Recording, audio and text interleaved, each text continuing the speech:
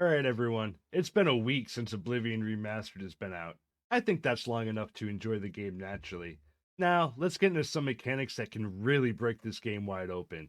Starting, of course, with spellcrafting.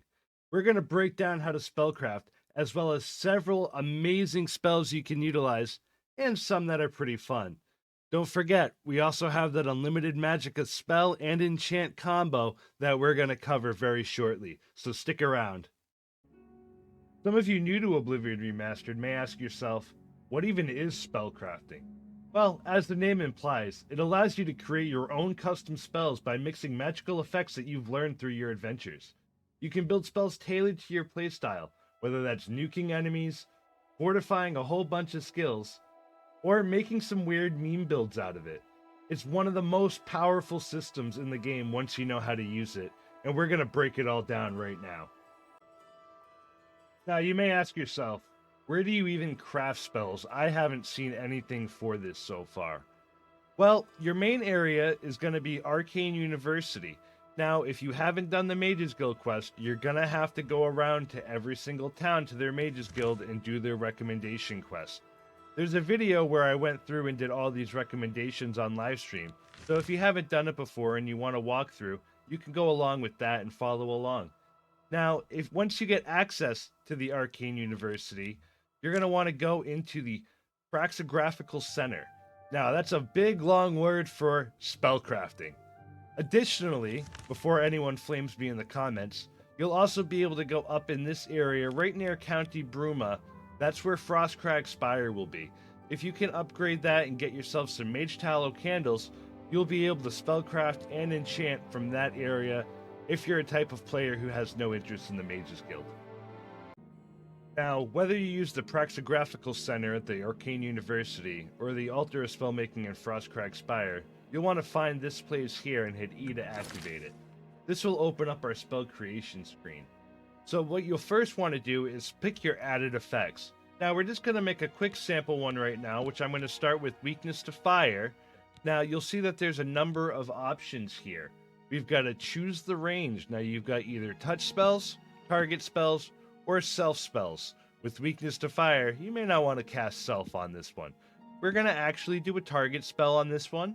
Now the magnitude is how strong you want it to be. So right now this would only be 3%. Let's kick that bad boy up to 100%. Now the area, because this is a target spell, you can have an area effect be done to it. Certain spells such as Self will not let you do that because you're casting it on yourself. Now we'll leave the area blank for now because we just want it, whatever the target hits, that's what we want to hit. But if you wanted a radius effect, which we'll get to some broken spells that utilize that soon, don't you worry, you can utilize this to turn this up and have a foot wide area of effect. Now the next step, duration, that's pretty self-explanatory. How long do you want it to occur for? So what I'm going to do is I'm going to actually set this for 2 seconds. So I want this to be 100% weak to fire for 2 seconds, and I'm going to hit confirm. Now I didn't enter a name yet, and I'm actually not going to create yet because you can combine spell effects to really maximize what you do. So for example here, I'm going to take Weakness to Magic, and I'm going to do the same thing. I'm going to make this a 2-second duration for target, for 100%. So now we've got that. Now you may be asking, or you may already know what's coming next. We're going to go down to our Fs, and we're going to find fire damage, and we're going to make this target as well, and we're going to do 100 points of fire damage, and we're going to do that for 3 seconds. Now, as you can see here, we've got Weakness to Fire on target for 100% for 2 seconds. We've got Weakness to Magic on target for 100% for 2 seconds. And we've got fire damage on target for 3 seconds. We could actually cut this down to 2 if we would like to. That will also reduce our cost here. As you can see, don't mind the out of 12. We don't need to necessarily worry about that. This little candle icon is mostly for enchanting. This is going to be how many charges that you have out of it. And then this last area here in the bottom right is going to be how much gold it's going to cost you to actually make this spell. So we're going to say this is Fire Weakness Spell. I'm not very creative with my spell names, but now we've created a new spell. So now we're going to go into our magic, we're going to scroll down and we're going to find it. We're looking for Fire Weakness spell right here. As you can see, when I hover over it, it's going to use a little bit more than third. With movie magic, we're now in Bruma, but if you cast it on someone, as you can see, that's a very easy spell, because the weakness to fire and the weakness to magic, combined with the fire damage, means you're doing exponentially more damage with that spell, which already does 100 damage. Help! Help! As you can see, it makes it pretty simple. Now, some things to keep in mind. For starters, the 2-second duration might have been overkill on that spell. We probably could have done 1 second. But the more magnitude, the longer duration, and the bigger area all do increase your magicka cost exponentially. Combining effects, such as the weakness to magic, weakness to fire, and fire damage, also adds all their individual costs together. So unless you're really talented in the schools of magic, you may find yourself struggling with having the mana cost for this. My recommendation would be to get a bunch of plus 50 Magicka Sigil Stones, stack those on all your armor, and you'll have hundreds of Magicka to use for free. If you want any tips on Sigil Stones and how to work that, look on my channel for a video specifically focused on Sigil Stones themselves. Some other pro tips for powerful spellcrafting would be to stay within your magic school limits. You want to make sure your skills match the school of magic you're building for. There'll be a cheat sheet of all the schools of magic on the video for you to use, so you can see what type of spells fall under which school. Make efficient spell designs. Short durations with high magnitudes often cost less than the long, slow burn ones. Self-cast buffs are really cheap. Self-range spells are drastically cheaper than target or touch versions. Area spells do cost quite a bit more. You only want to use area spells if you're clearing groups. 1v1 fights, usually you're not going to need that area of effect, so save your magicka even though it does look a little bit cooler when you see the whole area explode. And pay attention to spell absorption mechanics. If you have spell absorption, some self-targeted spells can actually restore your magicka if they absorb. Now keep in mind, I haven't fully tested this in Oblivion Remastered. This may have been fixed, but it may not have. So hopefully at this point I'll be able to throw a nice little caption on the screen to let you know that for sure. Now we're going to get into some examples of extremely powerful spells and some fun ones. So without further ado, we're going to start off with our first one, the one-shot nuke. In those 2 seconds, I decided to rename the spell to Electric Burn, as I figured that fit a little bit better. Taking a look at your added effects here, you've got 100 points of fire damage on target for 1 second, and 100 points of shock damage on target. This is probably enough to one-shot pretty much any enemy, as long as you can afford the magicka. So, we're going to make this spell, only costs about 500 gold, which, when you get to the point where you're really making these spells, it shouldn't be too much for you at all. Alright, let's see how this does.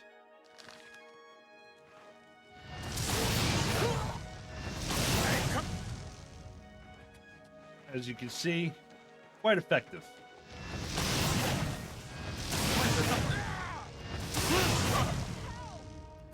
Someone's been murdered!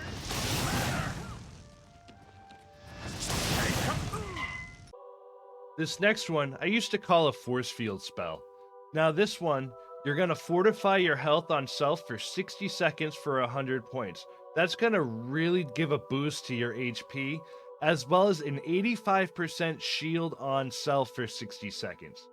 Now, if you stack this with armor, you're pretty much invincible for 60 seconds, and it costs about 219 mana and will be about 650 gold for you to make here. Now we'll try out Force Field. See how it works. Go ahead. Then pen 9 divines! Listen here! Assault! You're pathetic! Show me what you've got! As you can see, pretty hard, and I'm not even really wearing any armor either, so I'm pretty unkillable here with this spell. They can have all the fun they want. Up next, we have the Paralyzer.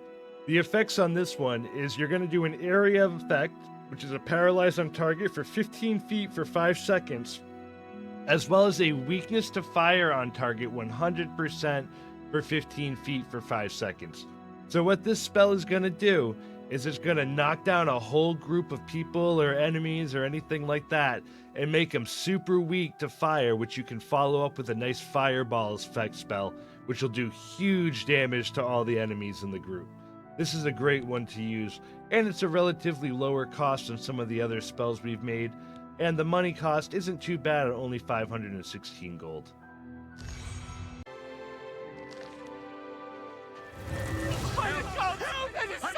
As you can see, they can't do anything but stand there. He's kind of a little messed up. Can't you settle this peacefully? Assault! Assault! This next spell I make is one I always cast whenever I do business at a shop. Now what this will do is this will charm a target 100 points on touch for 1 second, while also fortifying your mercantile 100 points on self.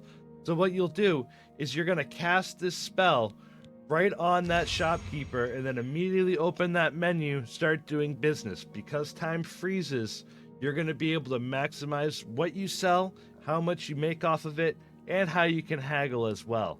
Very, very effective spell to maximize how much money you can make. This next one is a must-have. This is the Unbreakable Hammer spell. Now what this one does, it only costs 4 mana and 12 gold to make, but you fortify armor 100 points on self. This follows the same concept as our haggling spell, where you're going to cast it, immediately open that menu, and start using your repair hammer. Because you're going to fortify 100 points of armor, your repair hammer is pretty much going to become unbreakable, and you're not going to need to carry around 20 or 30 of these anymore.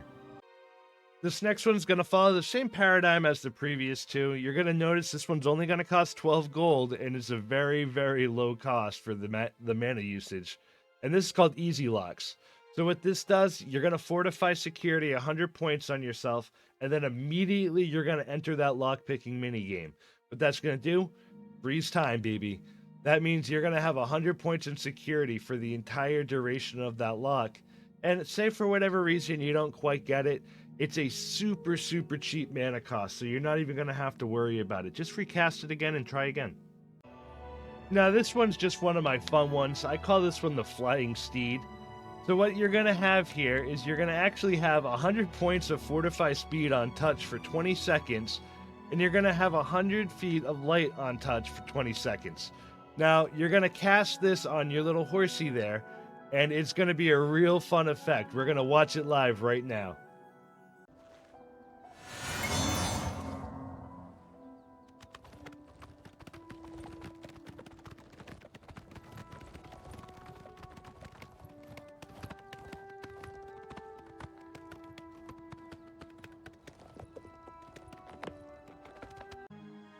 This one's another fun one I really like doing. I like to call this one a Buh Bye.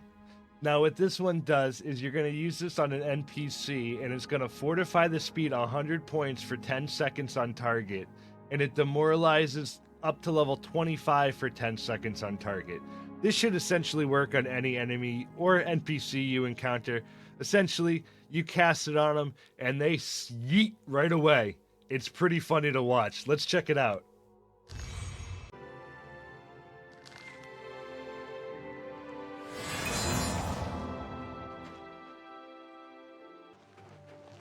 How can I help?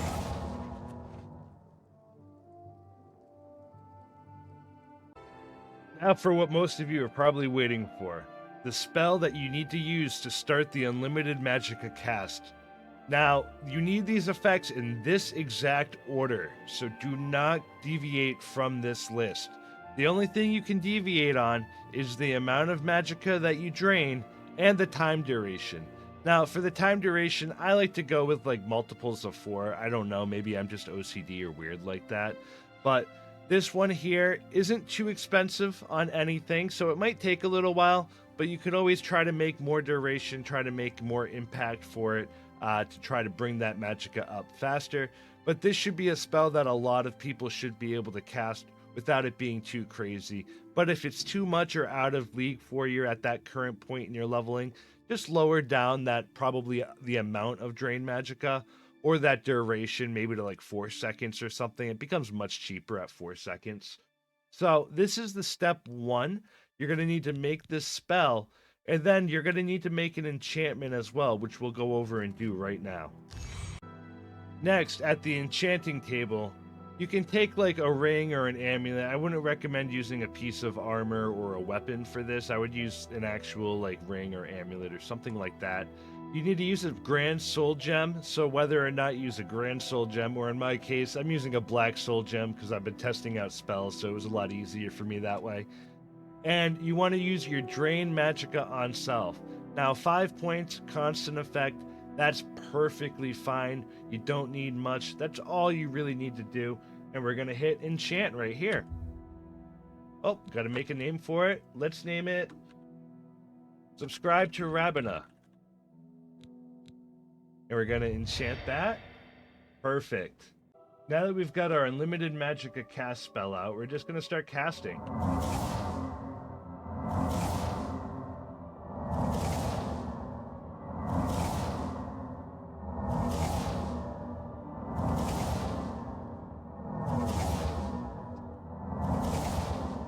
Now, the more you do this, the higher your Magicka is going to go. So, if you want, you can kind of just put a rubber band, make a little weight on your key, and just kind of keep casting, you know? Go eat dinner. Go do something else. We're just going to sit here for a couple minutes, and I'll be right back. Alright, it's been a few minutes, and I think we're pretty happy with our Magicka. It looks like we've barely got nothing, but we actually had the same amount that we had when I first left you just 1 second ago. That's how crazy this spell can get. Now, our next step is we're going to do this one last cast, and we're going to wait for these effects and the duration to run out.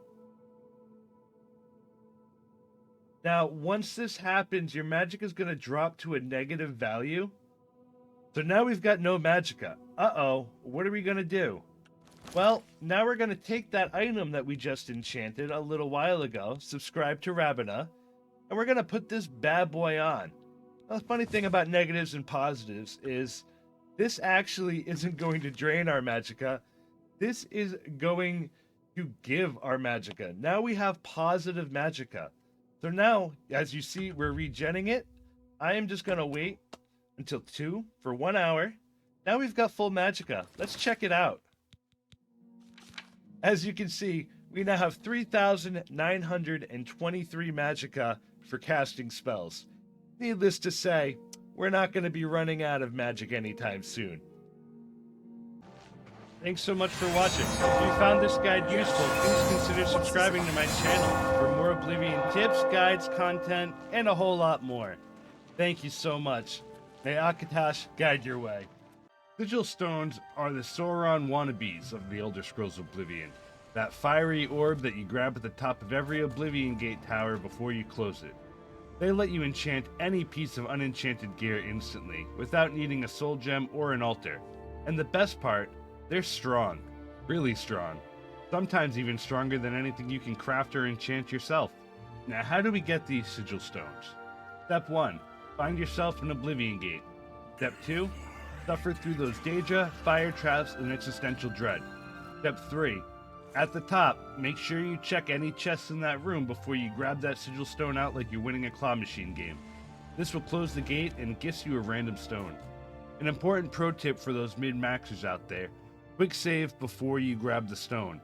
This way, if you get a bad enchantment or something that you don't want to use, you can just reload and grab another one until you get something that you actually want to use. Using your Sigil Stones you acquire is easy. All you have to do is open your inventory, double-click it, and then choose a piece of gear, whether it's armor, weapons, rings, amulets, or whatever you want to use to enchant. You can pick between 2 effects. There's one for weapons and one for armor. Now, depending on your player level, you can get one of 5 different quality stones when you pick up a Sigil Stone. If you're level 1 through 4, you'll find yourself getting Descendant Stones, which is the lowest quality Sigil Stones you can get. Levels 5 through 8, you'll find yourselves getting the Subjugant Stones, which are lesser stones, but they're still better than the Descendant ones. 9 through 12, you're looking at the Latent Stones. These are your common ones that you'll kind of more often than not find around there. Once you hit level 13 until level 16, you'll start finding yourself getting Ascendant Stones. These are your greater stones, which will have the second highest quality improvements that you can get. Once you hit level 17, that's where the fun really begins. You get the Transcendent Stones after this level. This is your god tier loot. This is the best attributes with the best bonuses that you can find out of any Sigil Stones. So you'll want to hold off on major gate runs until you're above level 17. That's my recommendation. That's when you're going to get the juiciest stones, and the main quest is going to send you through a lot of Oblivion gates, that's for sure. Rather than individually and breaking down all 50 different attribute bonuses that you can get from Sigil Stones, I thought it was a great idea to list the worst 10 that you could find and the best 10 that you could find, so you know when you definitely need to reload that game or when you couldn't have gotten any luckier.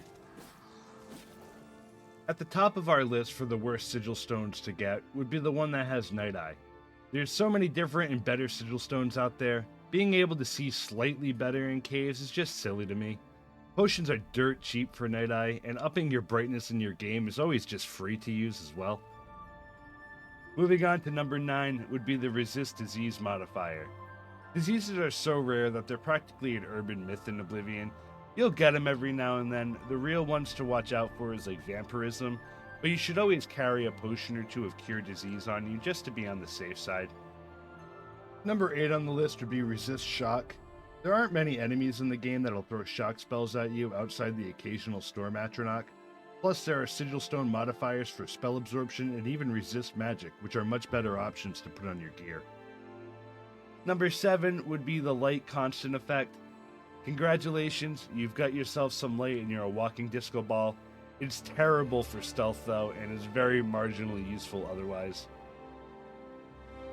Number 6 for the worst Sigil Stones in my opinion would be the Turn Undead Stone. I'm not a big fan of this one personally. It's very situational as it is, and it only works on the undead. If you use it, then you have to chase them everywhere as they run away, and there are a lot better Sigil Stones worth using on your weapon over this choice here. Number 5 would be Water Walking. This is of course a constant effect as you put it on armor. You could just swim.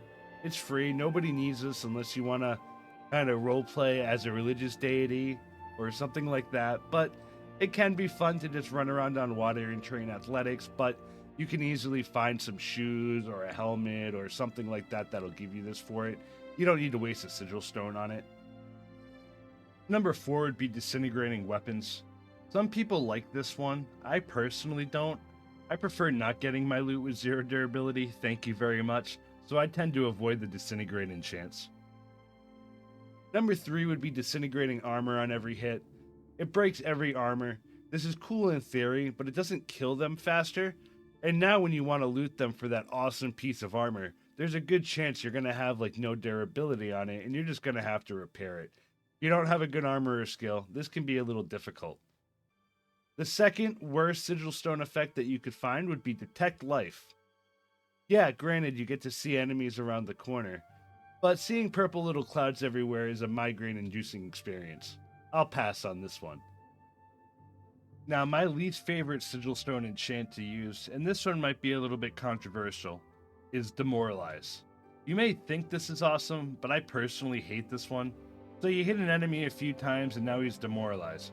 Now they're going to run away, likely into a lot more enemies, and it will inevitably wear off anyway. This one seems pretty pointless to me. All it's going to do is make your combat harder. And that's our top 10 worst Sigil Stone effects that you can find. If you get one of these, just quickly hit that quick reload button and try again. Now we're going to get on to the top 10 best Sigil Stone effects that you can find. Number 10 would be Fortifying Speed as a constant effect on armor. If you get more speed, you can move faster, you can dodge more hits, and you can flex a little bit more on those slower enemies. This is a great one to get, by far from the best, but still if you get this one, you've gotten pretty lucky. Number 9 would be Soul Trap on hit. This is perfect for recharging your magical and enchanted weapons and armor, because you can use this Soul Trap on hit, kill an enemy, and then use one of your million soul gems you probably have to just recharge it and keep moving. No need to use those Varla stones to recharge everything when you've got this ability. Number 8 would fall into Resist Magic. This is a shield against spellcasters. This is great against late game Daedra mages and other aspects like that. You'll find yourself a lot of times finding the random strong magic enemy in dungeons, so this is a really great constant effect to have, where it'll reduce the impact that finding those enemies will have on you. Number 7 for the top 10 best sigil stones would be Shield. This isn't to be confused with something like Fire Shield, which is going to be a little bit higher up on our list, but this is like a free armor rating boost. It's like always wearing an invisible set of Daedric armor. Number 6 would be Absorbing Fatigue on hit. You'll be able to smack enemies to steal their stamina, which will give you endless power attacks, and you'll never get into a point where you get staggered repeatedly. Number 4 would be Fortifying your strength as a constant effect. Strength is one of the most important attributes in my opinion. This will let you hit harder, carry more, you can intimidate other people. What's not to love about more strength? Coming in at number 4 would be the Fire Shield constant effect. This is a nice defense boost like you get with Shield, but it also does fire damage to the enemies that even dare touch you. Number 3, this is the third best sigil stone that you can find. Absorbing health on hit. When you hit them, you heal yourself, and it works on everything. This sigil stone's pretty busted, however, it's not as busted as our next two. Coming in at number 2, we have the Fortify Magicka sigil stones. Now previously in another video on this topic, I didn't have this in the best list. However, I am man enough to admit when I couldn't have been more wrong.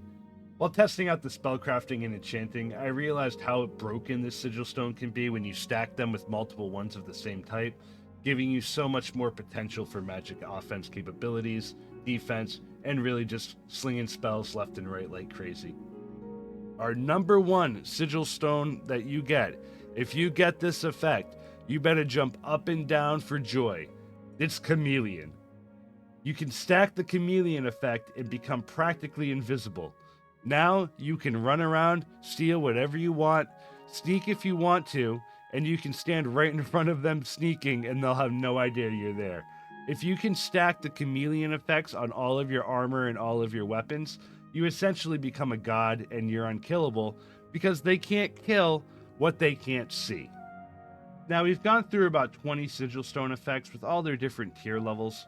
Now the kicker is, this is only maybe about half of the different effects that you can get, so many effects that you'll find weren't in this video, but I thought it was more beneficial than a 30-minute guide going through each and every one. Let's point out the ones you really don't want, and let's point out the ones you really want. If you find something in between that really fits your build and your playstyle, go for it, use it. That's what Oblivion's all about. You don't always have to meta these things. So here's your takeaway and recap. Save before grabbing the sigil stone, hunt Oblivion gates at level 17, and aim for stones that give you the real, tangible power, not that mean tier garbage crap like resist poison or water breathing. Trust me, the future you will thank you. Which sigil stone effects saved your life or ruined your day? How many times did you have to reload in order to get that Chameleon sigil? Let me know down in the comments. If you enjoyed this guide, smash that like button like it's a Dramora's face, and subscribe for more Oblivion Remastered tips, tricks, and more. See you all in Tamriel. May Akatosh guide your way. Enchanting allows you to imbue weapons, armor, clothing, and jewelry with magical effects. This can turn an ordinary piece of equipment into a powerful artifact that boosts your combat abilities, defenses, utility, skills, or completely breaks the game in your favor. It's an absolutely key mechanic for late game dominance, especially combined with spellcrafting and alchemy, which is a subject we'll be getting into in an upcoming video, so consider subscribing if you're interested in that. Now, where can you enchant? Just like with spellcrafting, the main and most important location is in the Arcane University at the Imperial City. Here, you'll be able to go to the Kirinasium, which is where you'll find the Altar of Enchanting. Alternatively, you could find yourself going north up to Frostcrack Spire, where you'll have an Altar of Spellcrafting and an Altar of Enchanting there, as long as you can afford the Mage Tallow candles to get it started. Now, Enchanting works very similar to Spellcrafting. You'll go up to your Altar of Enchanting and you'll hit your action button to start the UI. Now, we're going to start with choosing an item we want to enchant. This could be weapons, armor, clothing, or jewelry. In this case, we're going to go with the weapon. We're just going to pick this Daedric Longsword for now. Our next step is to go to this middle tab where we're going to have to decide on what soul gem we want to use. Now, the stronger level of soul gem and the stronger soul that's attached to it will determine how strong your enchantments can be. You always want to try to ideally go for those black soul gems or those grand soul gems just to get those grand souls, because on armor, that'll allow you to have a constant effect on it, and with weapons, that'll give you the most enchanting ability, which I'll cover in just a second.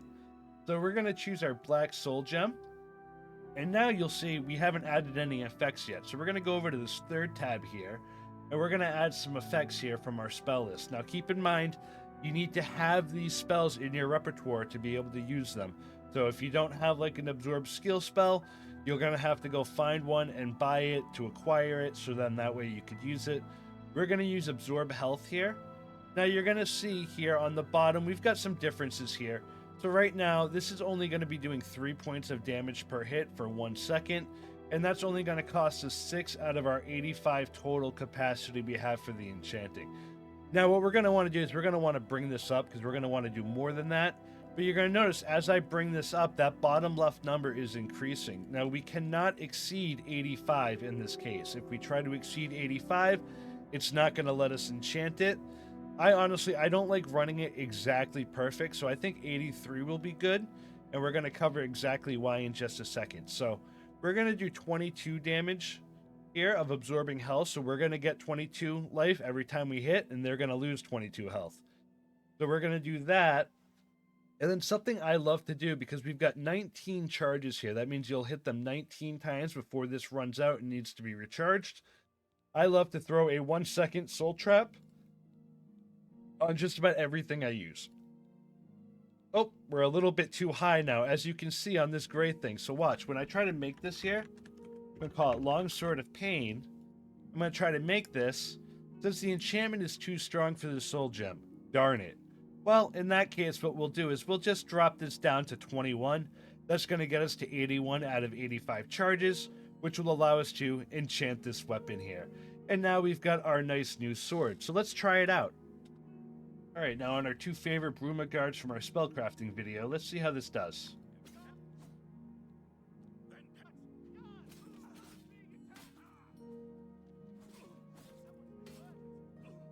As you can see, it's pretty effective. Now, if we had soul gems that could use it, we'd be trapping these souls in black soul gems.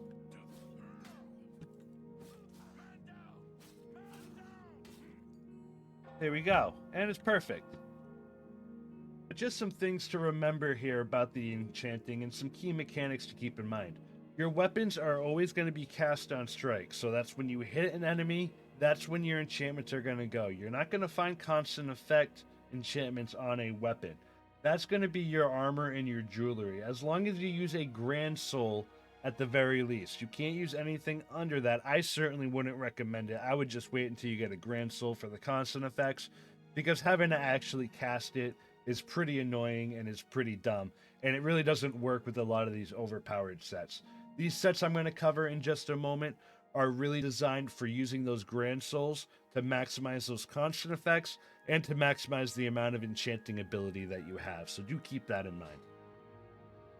Now we're getting to the fun part. Here are some devastatingly powerful enchantments and some fun ones that you can use to have fun in this game. Now keep in mind that with some of these sets, you may say to yourself, especially if you've seen my previous video on Sigil Stones, but a Sigil Stone set would be more powerful than self-enchanting. And with a lot of these cases, you're going to be correct. However, in my opinion, that doesn't actually disqualify them from still being solid choices for gear in terms of self-enchanting options, especially if you're a player who finished the main quest early and you can't get any more Sigil Stones. This might be your only option. Now, the last weapon we just made, that was one of those on my list. That's a nice absorb health ability there, with the ability to soul trap as well. So this makes it better than your absorb health Sigil Stone or your soul trap Sigil Stone, because you can get the best of both worlds, even though you may not be absorbing as much health as you could with the Sigil Stone. This next one is going to be your Chameleon clothing set. Now, if you use a Grand Soul Gem with Chameleon on armor, you're going to get yourself 20% Chameleon on self as a constant effect. So the goal here is to enchant 5 pieces of equipment with this Chameleon ability. This will give you 100% Chameleon, which will effectively make you invisible and impossible to detect unless you're pickpocketing someone. Now, something I do want to point out here is if you make this set, the game does become significantly less fun. And the reason for that is because enemies just can't see you, they can barely interact with you. Combat is just you stabbing them or just shooting them, and them just kind of standing there and taking it. It does take a lot of enjoyment out of the game, so I recommend if you do want to make one of these sets, don't do it on your primary set of armor. Get like a secondary set of armor just for fun, and kind of put it on that since you're really not even going to be attacked anyway. So having the strongest armor with Chameleon doesn't even matter. Now, I've skipped ahead and made all 5 pieces of the Chameleon gear, so I have 100% Chameleon on this character now, so you're going to be able to see exactly how broken this can be. As you can see, I'm attacking. He has no idea. They can't do anything. All they're doing is running away. They can't tell me to resist arrest, pay gold, or anything, because they don't even know I'm here. So this does make the game very broken. However, if you're just looking to have fun and run around, or you really want to play like an ultimate assassin, this could be a fun little build for you to do. Now this next one is a simple Fortify Magicka self-enchant. So what you want to do is just grab that Fortify Magicka on self with your Grand Soul Gem and an amulet, ring, armor, whatever have you. This will give you 25 points constant effective fortification. Now you're going to be saying, yeah, but on the Sigil Stones with the Transcendent level, you can get up to 50 points. And while that's definitely true, you may not have that ability anymore, or you may not be the type who wants to re-roll the Sigil Stones and wants to just play it by ear, where if you lose out on that ability, then at least you'll have this as a fallback option. Keep in mind, if you haven't seen my spellcrafting tutorial, definitely check that out for a spell that you can cast to give you as much magicka as you want, which does kind of nullify this if you want to go that route. But if you're a gaming purist, you may want to focus on the self-enchanting if you've already gone past the Sigil Stones. Up next is a pretty straightforward one. This is just a bow that does some serious shock damage on strike, as well as soul trap on strike to help recharge this item when you run out. I love doing the 1-second soul trap when I'm doing anything with damaging weapons, so you'll see this a lot here because it's very cost effective, and more often than not, you're only sacrificing maybe 1 damage point per hit. So it's not a big deal, and this will help almost guarantee that you'll always be able to recharge your item when it runs out. So we'll see how the Rusty Shocker does here right now. As you can see, we can hit him. And it doesn't kill them really, because this is just a really weak bow. But as you can see, it does some serious damage, considering I can do some good damage with a rusty iron bow. This is a tutorial bow, and I'm still 3-shotting guards here. If I had empty black soul gems, I'd be collecting souls to recharge this with. So as you can see, you can get some serious kills with it. It's a great starting bow, but not something that's like completely game-breaking. Now this next one is another bow enchantment. I like to call this one the Mind Control Bow. So what this is going to do is this is going to command a humanoid on strike up to level 25 for 3 seconds. So essentially, this is really funny because every time you shoot your target, they become your friend. If they're near other enemies, they begin attacking their old friends to help you out as well. This is best used on a lower damage bow, for example, the Rusty Iron Bow, as the goal here isn't really to kill the enemy, but rather to control the enemy. Alright, so let's see the Mind Control Bow in action here.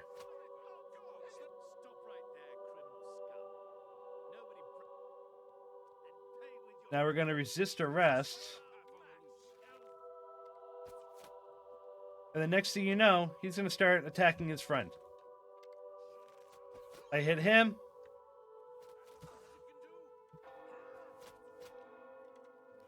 And it's a funny little thing that you can use. So as you can see, they're all now going to start attacking each other. And this guard over here is attacking that guard because that guard attacked him. And now we're just kind of getting enough fun. I'm just watching the guards just shoot each other and kill each other. So it's a pretty funny bow. I don't know if it's the most overpowered bow, but it's a funny little self-enchant that can make some funny moments where we can just watch guards all fight each other here while we're just kind of hanging out. This one guard here is bothering us. Not anymore. Now we're good. This next one would be a self-enchant for shield. If you see my spellmaking video, you'll know that I already have a spell that I'll typically use that'll give me the maximum amount of shield, as well as fortifying my HP by 100, which is already really, really effective. But if you wanted a suit or a set of shield gear, I would recommend shield. It gives you 10% for each enchant. Now you'll have 9 pieces, so you'll be able to hit your cap at 85%. Now fire shield, shock shield, and frost shield, they are all very effective. They'll do your regular shield as well as additional elemental resistance. But something you'll definitely want to keep in mind is that if you use one of those shields, you're only going to get 9% instead of 10%, which means that when you do put it on all 9 pieces of equipment, you'll be at 81% compared to 90%, which with the cap being 85% means you won't quite be at caps. Not that you won't still reduce your damage by insane amounts, but you still won't hit that cap. I don't know. I'm torn between the two. I think it's a personal preference of yours on as to what you would want to use. I don't think there's enough of a difference either way. Sure, one's probably slightly better than the other one, but at that point, we're just kind of arguing semantics, in my opinion. Now, this next one I like to call the Atronach Blade. So the effects here are absorbing Magicka on strike for 39 points on strike, as well as Soul Trap for 1 second. You'll get 19 uses out of this. Essentially, when near the Atronach, you're running low on Magicka. You'll use this to just stab them. It works best with a dagger for pure mages. I'm just using a longsword here for the example. But you'll maximize your absorb Magicka with the Soul Trap, so that way you can stab them, gain your magic back, and if you kill them, you'll have enough to guarantee to recharge this weapon, and then that way you can keep on absorbing your Magicka. You don't want to run into a situation with the Atronach where you use all your Magicka, you've got no ability to Soul Trap, and your weapon's out of charge. You'll be in a real tough time trying to get your magic back, jumping into fireballs if they're lucky enough to be cast at you. So utilize this.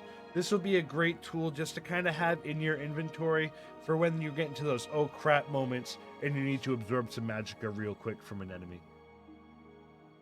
Now this next one would be a feather armor set. You would just put feather on as much stuff as you can to maximize your carry weight. This will help you get a super high carrying capacity. Keep in mind that Sigil Stones for feather will give you a higher bonus than 50 points. You can get up to 125 with the Transcendent Sigil Stone. But when it comes to enchanting your gear with feather, I really want to stress this out, especially for the newer players, that there can be some bugginess that can occur when you make full feather sets, where you can find yourself losing randomly between like 400 to 700 pounds of carry weight. There's a real complicated reason why this happens. It's a bug in the code, but instead of boring you and trying to explain it, you can just search for Oblivion feather bug on Google, and that'll give you a better explanation than I could provide. I find that feather potions personally are the most ideal option when wanting an increase in carry capacity, and when we get to our video on alchemy, I'll cover exactly what I do in that regard to help maximize my carry weight without having to stress about the bugginess that can occur from the stats here. Now this next idea is essentially just putting Fortify Speed on a pretty cheap armor set that you have. Nothing that I would go too crazy with, but this will really just help you zoom across Cyrodiil faster than a horse if you have like 7 to 9 pieces of equipment that all have Fortify Speed on self with it. Like I said, this one's pretty straightforward. You just jack your speed to the max here and you make running to a dungeon a breeze. If you're tired of Oblivion gates, you can throw this on and sprint across it, jumping past gates, up the tower, and right to the Sigil Stone if you need to. This is pretty effective. We'll see the speed differences right now. As you can see, I only threw it on a couple pieces in the essence of time, but we're at 140 speed, which will actually break caps and have an effect. And you'll see here, we move much quicker. Alright, now here is my favorite self-enchantment weapon to do without getting into the kind of funny stuff. This is, I consider, a super overpowered weapon. So what you've got here, in this case, I'm just using a Daedric longsword, but you can use really any sword you want, as long as you're using a Grand Gem with 85 charge. You'll put 1 second of Soul Trap on strike. You're going to drain health 100 points for 1 second on strike. You will also just do 11 points of fire damage on strike. It doesn't necessarily matter here, as much as you can really fit. But here's the kickers. The weakness to fire on strike and the weakness to magic on strike. Now what this is going to do is this actually stacks as long as you put weakness to fire followed by weakness to magic. When you hit them, you're actually going to be doing multiple damages. So this can get pretty crazy And the Soul Trap ability will help you keep this thing charged, especially once again, paired with the 0-star. So let's just see exactly how crazy this weapon can get. Alright, we've got our sword here, so let's just see how it does. And as you can see, it one-shotted him.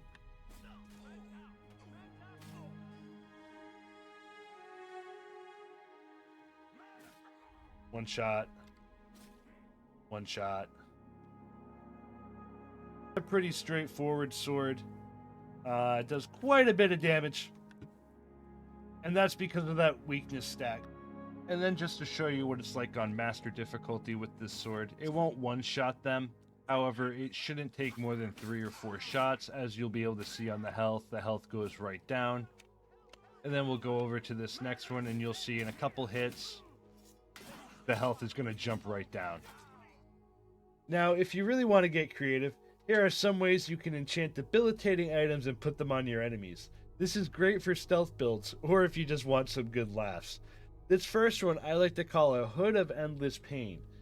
Now, I want to make a note here. There's a reason why I call it a Hood of Endless Pain and not Hood of Endless Pain.